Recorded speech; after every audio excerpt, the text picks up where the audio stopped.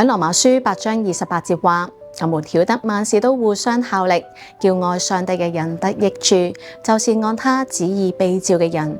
基督徒被稱為被召嘅人，係因為上帝藉住福音邀請我哋。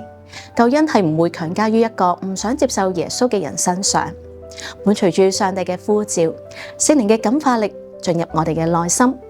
當我哋憑住信心去跟從上帝，我哋就會明白上帝喺我哋嘅身上有啲咩嘅旨意，甚至教導我哋應該點樣去幫助我哋身邊嘅人。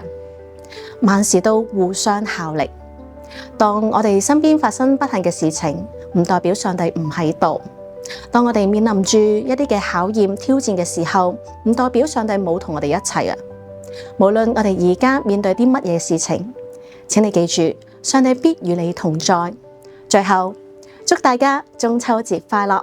呢個係靈修分鐘，我哋聽日再見。